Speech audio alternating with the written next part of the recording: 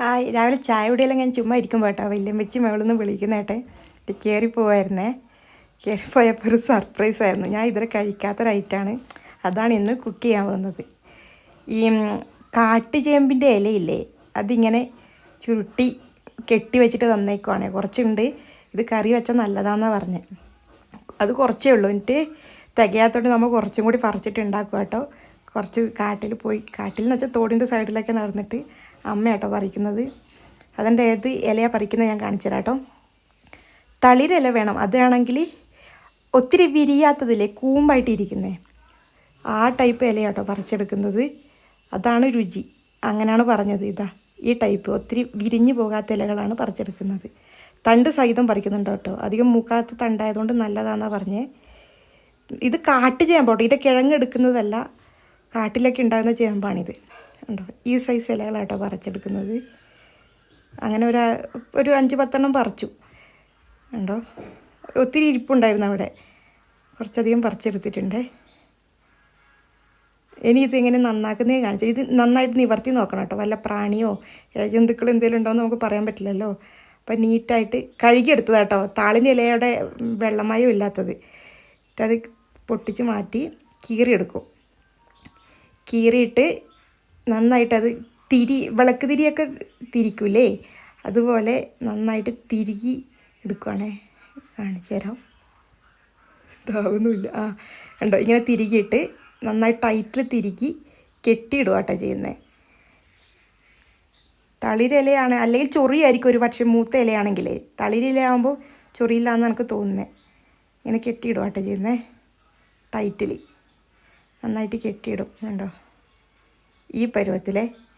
അങ്ങനെ ഒരു ഇല 2-3 കീറായിട്ട് എടുത്തിട്ട് ഇതുപോലെ കെട്ടിയിട്ടേക്കുവാണ്. പിന്നെ അതിൻ്റെ തണ്ടും തളിര് തണ്ടായതുകൊണ്ട് അതും നല്ലതാണെന്ന് പറഞ്ഞു. അതിൻ്റെ സൈഡിൽ നിന്ന് ഇങ്ങനെ തൊലി പറിച്ച് കളഞ്ഞിട്ട് പൊട്ടിച്ച് ഇടുക. തൊലി കളഞ്ഞിട്ട് തണ്ട് സഹിതം കേട്ടോ കറി വെക്കുന്നത്. ഇങ്ങനെ പൊട്ടിച്ചെടുക്കുവാണെങ്കിൽ മൊത്തം നല്ല ടേസ്റ്റായിരുന്നു കേട്ടോ. ഒരു കുടംപുളി ഇട്ട് തേങ്ങ അരച്ച മീൻ കറിയുടെ എല്ലാം ഒരു രുചി വരും ഇതിന്. അങ്ങനെ ഉണ്ടാക്കി എടുക്കുവാണേ. മൊത്തം ഇത്ര കിട്ടി കേട്ടോ. ഇത് ആവശ്യത്തിലധികം ഉണ്ട് നമുക്ക്. പിന്നെ ആവശ്യമുള്ള സാധനം തേങ്ങ, കുറച്ച് മല്ലിപ്പൊടി, പിന്നെ കാന്താരി മുളക്, മഞ്ഞൾപ്പൊടി. കാന്താരി മുളക് കേട്ടോ. അത്യാവശ്യം എരിവ് വേണമെങ്കിൽ ഇതിലും കൂടുതൽ കാന്താരി ചേർക്കാം. നമ്മൾ എരിവ് അത്ര ഇവിടെ പറ്റില്ല, അതുകൊണ്ട് കുറച്ച് ചേർത്തുള്ളൂ. പിന്നെ എടുത്തത് ഇതാ കുഞ്ഞുള്ളി ഒരു 10-15 ഉണ്ടെന്നാണ് തോന്നുന്നത്. ആവശ്യത്തിന് കുഞ്ഞുള്ളി. പിന്നെ നന്നായിട്ട് അത് അരച്ചെടുക്കുക കേട്ടോ ചെയ്യുന്നത്. മഷി പോലെ അരച്ചെടുക്കണം. പിന്നെ കുടംപുളി എടുത്തിട്ടുണ്ട്. കുടംപുളി 4 എടുത്തു, പക്ഷേ ഒരു 2 ഇട്ടില്ല. എന്താ വെച്ചാൽ നല്ല വലിപ്പമുള്ള പുളിയായിരുന്നു. 2 ഇട്ടിട്ടുണ്ട്. പിന്നെ ആവശ്യത്തിന് വെള്ളം ഒഴിച്ചിട്ട് ഉപ്പ് ഇട്ടിട്ട് പിന്നെ വേവിക്കാൻ വെക്കുമായിരുന്നു ചെയ്ത കേട്ടോ. ആവശ്യത്തിന് വെള്ളം ഒഴിക്കണം. വലിയ കലത്തിലാട്ടോ ഉണ്ടാക്കുന്നത്. വലിയ കലല്ല, അത്യാവശ്യം മണ്ണിൻ്റെ ഒരു കലത്തിലാണ് കറി ഉണ്ടാക്കിയേക്കുന്നത്. അത്യാവശ്യം ക്വാണ്ടിറ്റി ഉണ്ടായിരുന്നു അത് ഉണ്ടാക്കിയപ്പോൾ. അതുകൊണ്ട് വലിയ പാത്രം എടുത്തേക്കാൻ. ഇതിന് ഉപ്പ് ഇട്ടിട്ടോ, ആവശ്യത്തിന് വേണ്ട ഉപ്പ് അതിട്ടിട്ട് അടുപ്പിൽ വെച്ച് നന്നായിട്ട് വേവിച്ച് വെച്ച് നന്നായിട്ട് വെന്ത് അടിയുന്ന പരുവത്തിൽ വേവിച്ചെടുത്തായിരുന്നു കേട്ടോ. അങ്ങനെ അടുപ്പത്ത് വെച്ചിട്ടുണ്ട്. പിന്നെ വേവിക്കുന്ന സമയത്ത് ഒരു ഇത്തിരി വെളിച്ചെണ്ണ നനച്ചു. അതെന്തിനാന്ന് എനിക്കറിയില്ല. വെളിച്ചെണ്ണ നനച്ചിട്ടാണ് വേവിച്ചത്. ഇത് പരുവത്തിന് വെന്തിട്ടുണ്ട്. തേങ്ങ അരച്ച കൂട്ട് ഒഴിക്കുവാണേ. ഈസിയാണ് കറി ഉണ്ടാക്കാൻ. ആ ഒരു കെട്ടിയെടുക്കേണ്ട ആ ഒരു പണി മാത്രമേ ഇതിനുള്ളൂ. എല്ലാവരും ഒന്ന് ട്രൈ ചെയ്യേണ്ട ഐറ്റം തന്നെയാണ്. ഒരിക്കലും കഴിച്ചു നോക്കേണ്ട ഒരു സാധനമാണ് ഇത്. ഇത് നന്നായിട്ട് തിളച്ച് തേങ്ങയൊക്കെ വെന്ത് വരുമല്ലോ. ആ പരുവത്തിലാകുമ്പോൾ ഉപ്പ് നോക്കിയിട്ട് ആവശ്യത്തിന് ഉപ്പും കൂടി ആഡ് ചെയ്യുന്നുണ്ട് കേട്ടോ. നല്ലോണം തിളച്ച് വന്നിട്ടുണ്ട്. ഉപ്പ് കുറവായിരുന്നു, അതുകൊണ്ട് ഉപ്പ് കുറച്ചും കൂടി ഇട്ടിട്ടുണ്ട്. എരിവെല്ലാം പാകത്തിനായിരുന്നു കേട്ടോ. ഇവിടുത്തെ ഒരു പാകത്തിനായിരുന്നു എരിവ്. കാന്താരി മുളക് കുറച്ചും കൂടി ഇട്ടാൽ കുറച്ചും കൂടി സെറ്റപ്പ് ആയിരിക്കും എന്ന് തോന്നുന്നത്. അത്യാവശ്യം എരിവിലെ മുളകായതുകൊണ്ട് കുറച്ച് ഇട്ടിട്ടുള്ളൂ. ഇവർക്ക് പാകണം, പക്ഷെ എനിക്ക് കുറച്ചും കൂടി എരിവ് കൂടിയാൽ നന്നായിരുന്നു എന്ന് തോന്നിയിരുന്നു. ഉണ്ടോ, പുളിയൊക്കെ നന്നായിട്ട് ഇറങ്ങിയിട്ടുണ്ട് കേട്ടോ.